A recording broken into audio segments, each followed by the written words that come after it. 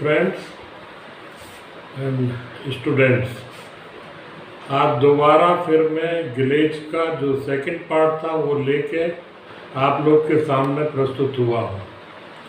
जो ग्लेज में मैंने अब तक बात किया वो आपने अच्छे से सुना होगा, और जो आज बात करने जा रहा हूँ ग्लेज में रॉ मटेरियल्स का रोल होता है। तो रॉ मटेरियल्स लोग सेलेक्ट करते हैं।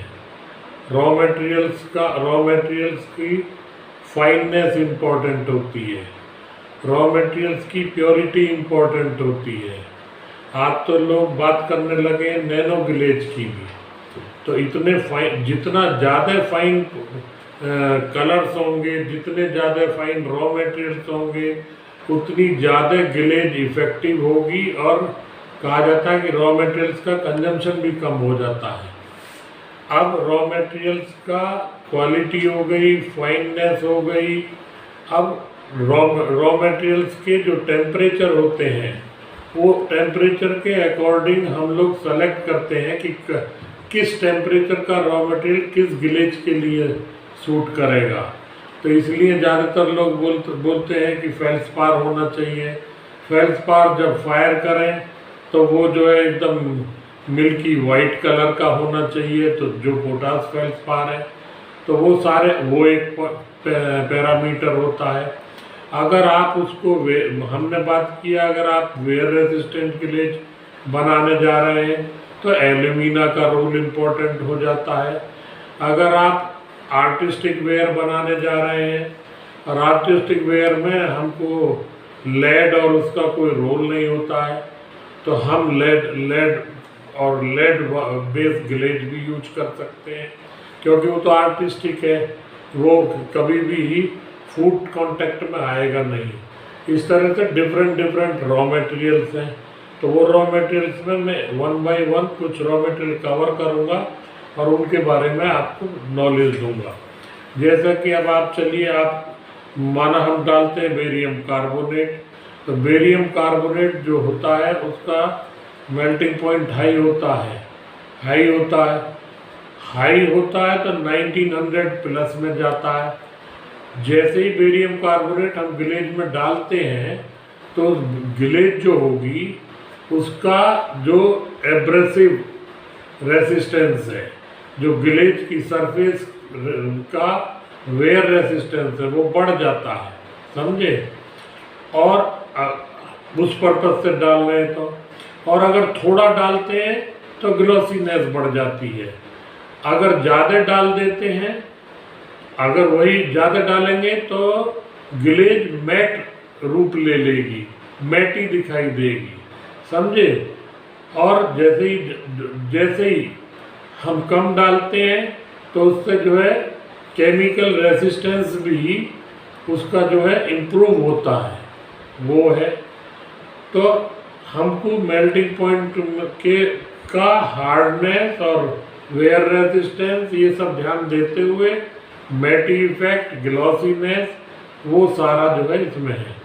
अगर हमने थोड़ा कम डाला तो ये ग्लेज का क्लाउडी इफेक्ट भी ख़त्म करता है, समझे।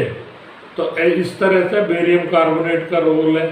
ऐसे ही आप देखेंगे कि हम जो है सोडा ले लेते हैं, सोडियम का सोडा जो है आपने सुना होगा। जैसे अधिकतर अगर गिलास बनाने हैं और गिलास का टेम्परेचर कम करना है तो गिलास का टेम्परेचर कम करने के लिए अधिकतर देखेंगे कि सोडा गिलास है। अगर आप माना बोरोसिलिकेट गिलास पे जाएंगे वो तो जाएगा 1400-1500। तो इसलिए ग्लेज जो है वो भी एक गिलास का रूप है। तो अगर हमको लो टेम्परेचर ग्लेज प्रोड्यूस करनी है तो हम उसमें सोडा डालते हैं। सोडा का जो मेल्टिंग पॉइंट होता है वो ऑलमोस्ट 800 डिग्री होता है। तो जैसे ही सोडा डाला जाता है, हम डालते हैं और लो टेम्परेचर ग्लेज बना रहे हैं तो उसमें ग्लॉसीनेस अच्छी आती है सोडा डालने से, है। और अब हम इतना सोडा ना डाल दें कि वो सिलिका के साथ मिलकर और गिलास बना दें, बहुत ज़्यादा गिलास सोडा गिलास ही बन के रह जाए। तो उससे क्या होगा, थर्मल एक्सपेंशन बढ़ जाएगा, और थर्मल एक्सपेंशन गिलास का ज़्यादा होता है तो जो थर्मल एक्सपेंशन बढ़ जाएगा तो ग्लेज जो है वेयर की सरफेस से मिसमैच कर जाएगी। और आप लोग को मालूम है जैसी वेयर की सरफेस से वो मिसमैच करेगी तो हमारे को क्रेजिंग हो जाएगी ग्लेज में। तो अधिकतर क्या होता है कि हम जो है अर्दनवेयर बनाते हैं। अर्दनवेयर की जो बॉडी होती है वो लो टेम्परेचर की होती है। तो लो टेम्परेचर की बॉडी होती है, वाटर एब्जॉर्ब करती है। फिर जब वाटर एब्जॉर्ब करती है तो ग्लेज भी लो टेम्परेचर की है, लो टेम्परेचर की ग्लेज है। अर्दनवेयर जो है, अर्दनवेयर देखने में क्या होता है, बहुत अच्छा लगता है। लोग आजकल उसे माना बायो चाइना और ये सब इको चाइना कहते हैं। तो वो जो बना रहे हैं हम, तो उसमें क्या होगा, ये जो बॉडी है ये कुछ समय बाद वाटर एब्जॉर्ब करती है। वाटर एब्जॉर्ब करती है तो ग्लेज पे वाटर एब्जॉर्प्शन उसका जो है इफेक्ट आता है थोड़े दिन में। तो वो जो इस तरह की जो लो टेम्परेचर ग्लेज है और high absorption water absorption based body है, तो उनका मिसमैच तुरंत ना होकर कुछ समय बाद हो जाता है। और तब भी माना महीने 2 महीने के अंदर इस तरह के जो वेयर्स होते हैं उनमें क्रेजिंग देखने को मिलती है, ग्लेज क्रैक हो जाती है। वो ग्लेज का मिसमैच अगर बहुत ज़्यादा ग्लेज का थर्मल एक्सपेंशन है तो कभी कभी वो बॉडी को तो क्रैक भी कर देता है। तो कभी कभी आपको कभी चाय यूज कर रहे हैं तो उसके अंदर आपको कप के अंदर आपको कभी कभी, और आप वॉश कर रहे हैं तो कभी कभी कुछ डर्ट, कुछ गंदगी, वो जो क्रेजिंग हुई है और उसके क्रैक्स में वो भरी हुई पाई जाती है। तो उस टाइम लोग कहते हैं इस कप को फेंक देना चाहिए, समझे। अब क्या होता है, ये जो सोडा है ये जो है फ्लो भी बढ़ाएगा, और जब फ्लो बढ़ाता है, समझे, और ग्लेज का फ्लो बढ़ता है तो अधिकतर देखने को मिलेगा कि जो अर्दनवेयर है उनमें पिन होल्स बहुत कम पाए जाते हैं। तो इसका मतलब सोडा बेस्ड मटेरियल अगर ग्लेज में ऐड किया जाए उनका फ्लो बढ़ जाता है, विस्कोसिटी कम हो जाती है, समझे, और पिन होल्स की समस्या दूर हो जाती है, समझे। सोडा जो है बहुत ही कम मेल्टिंग रेंज में ही रहता है, 20 डिग्री में। तो अगर आप सोचेंगे कि हम लोग 1040 1060 के अंदर पकाएंगे तो हमारा सोडा बेस्ड जो होगा ग्लेज वो अच्छा रिजल्ट देगा, समझे। अब दूसरा है, अगर हमने उसे बढ़ा दिया तो वो चांसेस ये रहते हैं कि वो एवोपरेट भी हो जाएगा, क्योंकि गिलास बना, टेम्परेचर ज़्यादा है और वो उसको हमने बढ़ा दिया है। तो वो एवेपोरेशन के बाद जो फ्यूम्स होंगी वो किल की लाइनिंग पे जाके इकट्ठी हो जाती हैं और किल की लाइनिंग की लाइफ को कम कर देती हैं। तो हमें अपने अनुसार सोडा का परसेंटेज ग्लेज में डिसाइड करना पड़ता है। फिर आता है कैल्शियम कार्बोनेट। जब कैल्शियम कार्बोनेट जो कैल्साइट होता है उसका टेम्परेचर भी कैल्शियम कार्बोनेट का जो है मेल्टिंग पॉइंट देखेंगे तो 2500 प्लस जाएगा, तो वो हम यूज करते हैं। तो जो कहते हैं ये भी एक तरह से जो फ्लैक्स हैं, समझे, वो फ्लैक्स जो होंगे ये फ्लैक्स जाके सिलिका से रिएक्ट करते हैं और रिएक्ट करके ही तो हमें ग्लेज देते हैं। तो ये जो होता है बॉडी, और जब गिलासी सरफेस बनती है तो गिलासी सरफेस बॉडी और ग्लेज के बीच में जो एक पतली सतह है उसके अंदर बॉन्डिंग डेवलप करती है। तो बॉडी जो है कुछ थोड़ा सा गिलासी कॉन्स्टिट्यूएंट, थोड़ा सा गिलासी मटेरियल एब्जॉर्ब करती है और बॉन्डिंग बना देती है। अगर वो बॉन्डिंग बहुत ज़्यादा मजबूत हो गई और थर्मल एक्सपेंशन मिसमैच कर गया तब भी क्रेजिंग की समस्या आ जाती है। और अगर वो बॉन्डिंग कम रह गया तो कभी कभी ग्लेज ही निकल के बाहर आ जाती है। तो वो उस तरफ उसमें कैल्शियम कार्बोनेट बहुत अच्छा रोल अदा करता है। कैल्शियम कार्बोनेट भी हार्डनेस को बढ़ाता है, वो भी बढ़ाने का काम करता है। और अगर हमने ज़्यादा कैल्शियम कार्बोनेट उसमें डाल दिया, समझे, तो वो जो है आपको मैटी सरफेस मिलेगी, सरफेस मैटी होगी और आपको कहीं कहीं इस तरह से लगेगा जैसे ग्लेज के अंदर वैक्स फ्लो कर गया है। तो लोग जो है कहीं कहीं पे फ्लो ग्लेज भी डेवलप करते हैं, तो कहीं कहीं ऐसा दिखता है। तो गिलास फ्लो कर गया, लेकिन फ्लो करके एक जगह जाके रुक जाता है, समझे। अब जो है कैल्शियम कार्बोनेट क्या है, जब आप हीट कर रहे होंगे और ये फायरिंग जोन से गुजर रहा होगा तो ये कार्बन डाइऑक्साइड देगा। वो कार्बन डाइऑक्साइड वहाँ निकलेगी जाके, कैल्शियम ऑक्साइड रिएक्ट करेगा सिलिका के साथ। तो जो कार्बन डाइऑक्साइड है, अगर हमने कैल्शियम कार्बोनेट ज़्यादा डाल दिया तो वो कार्बन डाइऑक्साइड पिनहोल्स छोड़ के बाहर निकलती है। और अगर फ्लो जो है बहुत जो है ग्लेज थिकनेस ज़्यादा है और फ्लो जो है बहुत कम है तो वो निकलती है और फिर पिनहोल्स डेवलप हो जाते हैं, समझे।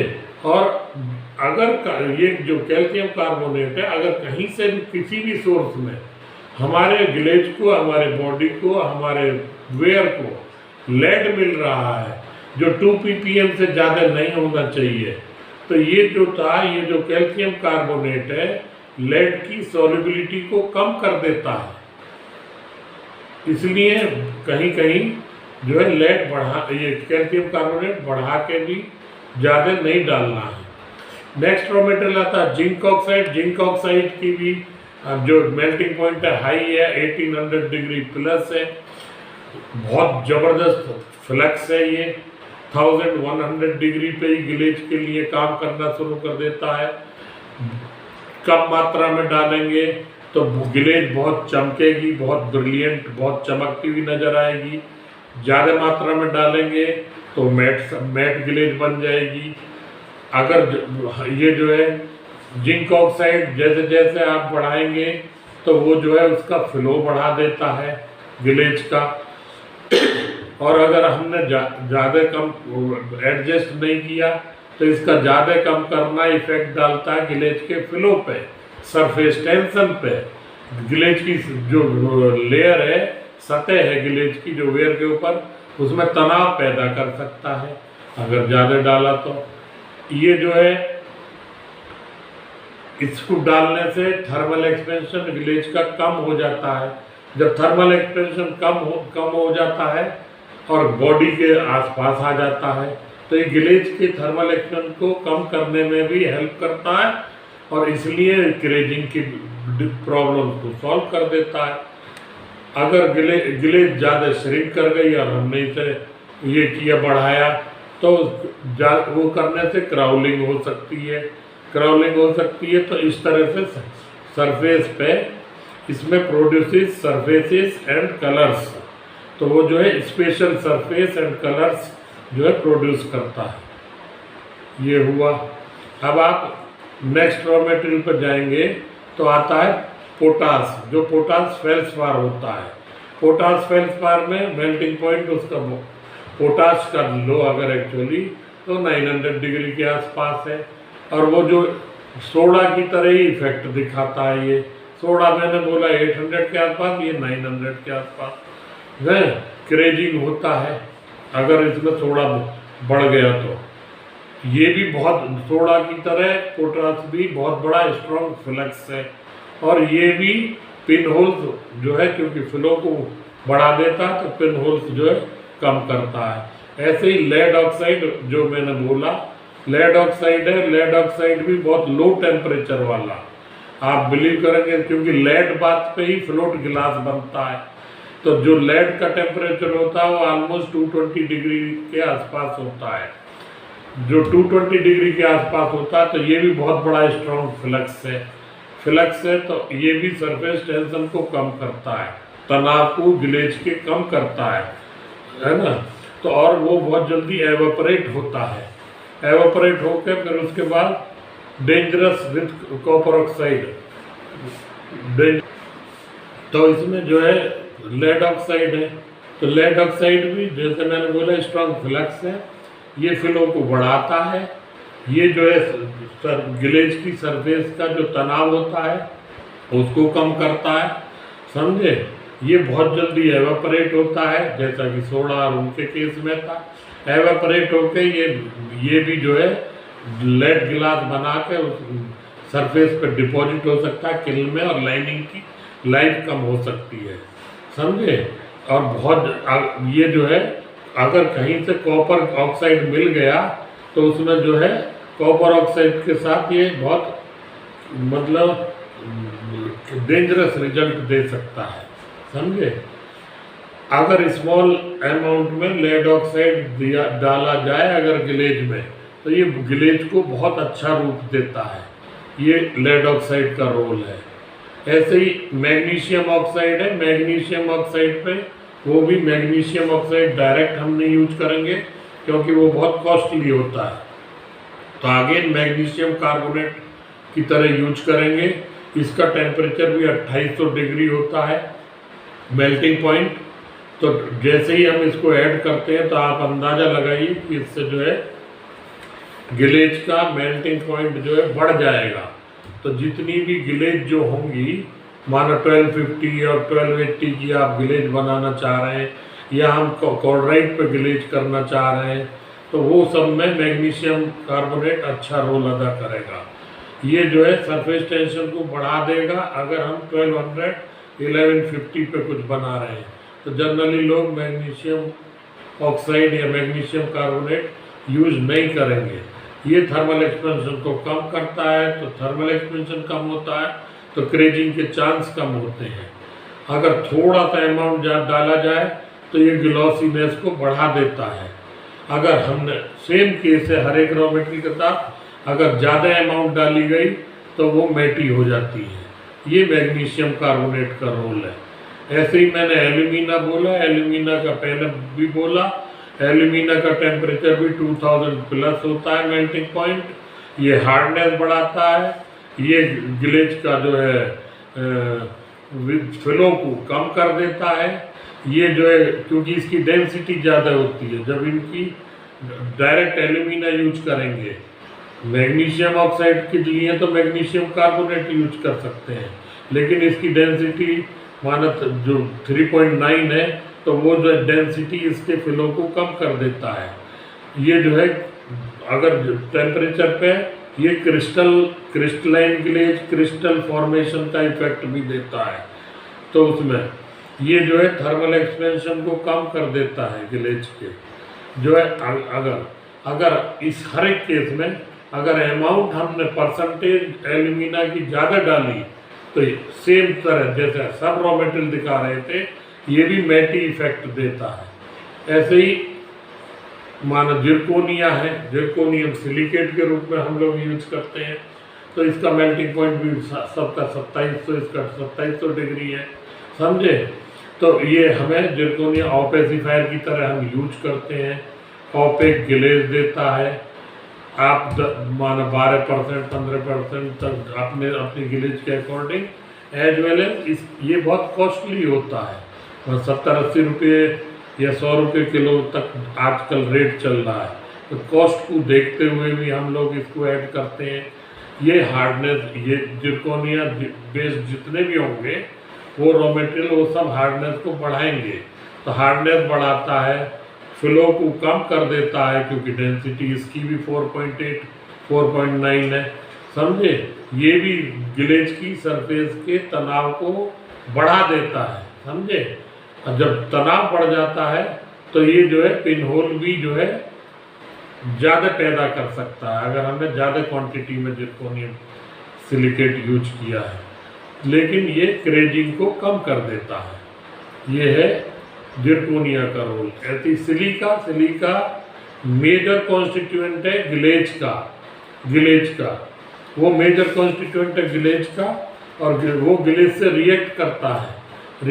तो जो भी ग्लेज बनेगी वो without silica based raw material के नहीं बनेगी। तो सिलिका ग्लास फॉर्मर है, लो थर्मल एक्सपेंशन का। अगर सिलिका ज़्यादा डाल दिया जाए तो थर्मल एक्सपेंशन बढ़ सकता है, क्वार्ट्ज के रूप में डाला जाए। तो लो थर्मल एक्सपेंशन के लिए सिलिका हमें मैच करने के लिए बॉडी के थर्मल एक्सपेंशन के साथ, तो सिलिका की परसेंटेज लो से शुरू करते हुए तब हाई तक आप जाएंगे और मैच करेंगे। ये क्रेजिंग के इफेक्ट को रिड्यूस भी करता है, समझे। और थर्मल एक्सपेंशन, अगर हमें कहीं गिलेज का क्रेजिंग हो रही है, बढ़ाना हो तो हमको सिलिका बढ़ाना पड़ता है, समझे।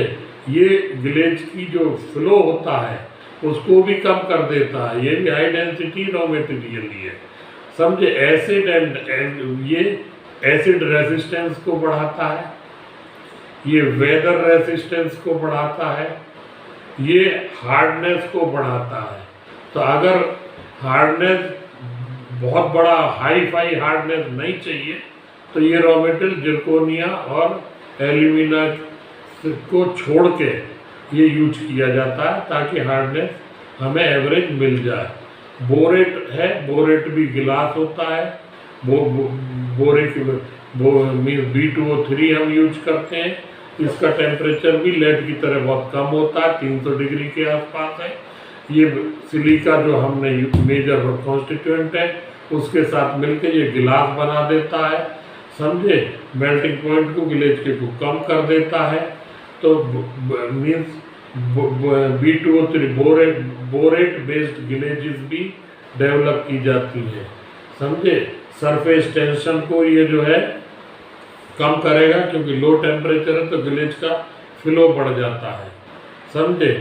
ये जो है फायरिंग रेंज को, क्योंकि गिलास बहुत लोअर टेम्परेचर पे ही बनने लगता है, यानी गिलेज बहुत लोअर टेम्परेचर पे ही बन जाती है, तो ये जो है फायरिंग रेंज को बढ़ा देता है, समझे। और ये जो है क्रिस्टलाइजेशन का जो वो होता है उसका क्रिस्टलाइजेशन के इफेक्ट को कम कर देता है, समझे। ये बोरेट का रोल है B2O3 का, समझे। तो ये सारे रॉ मटेरियल्स हैं। ये सारे रॉ मटेरियल्स पे मैंने आज बोला। मेजर रॉ मटेरियल्स गिलेज के लिए मैंने कवर किए, उनके घटाने बढ़ाने और अलग अलग प्रॉपर्टीज़ पे अलग अलग किस तरह के रॉ मटेरियल में क्या क्या क्वालिटी, क्या टेम्परेचर, क्या हार्डनेस, क्या वेयर रेजिस्टेंस, क्या फ्लो बढ़ाता है, क्या विस्कोसिटी बढ़ाता है, क्या क्रेजिंग कम कर सकता है, कौन क्राउलिंग दे सकता है। ये सारी प्रॉपर्टीज जो गिलेज की होती हैं वो सारी रॉ मटेरियल्स पर डिपेंड करती हैं, और जो भी रॉ मटेरियल्स हैं उनका रोल मैंने आज आपको कवर किया। अब मैं ये जो लेक्चर है गिलेज के ऊपर, ये सेकंड फेज का फिनिश होता है गिलेज के ऊपर। फिर हम अलग तरीके से फिर और डेप्थ में जाते हुए मे बी इन फ्यूचर आप लोग अगर जानना चाहते हैं तो 2-3 लेक्चर और देंगे। और इसके साथ आज का लेक्चर मैं ख़त्म करता हूँ। बहुत बहुत धन्यवाद, आप लोगों ने ध्यान से सुना, और सुनने के बाद आप लोग अच्छे से कुछ भी कमेंट बॉक्स में पूछिए, हम आपको जवाब देंगे। Thank you very much.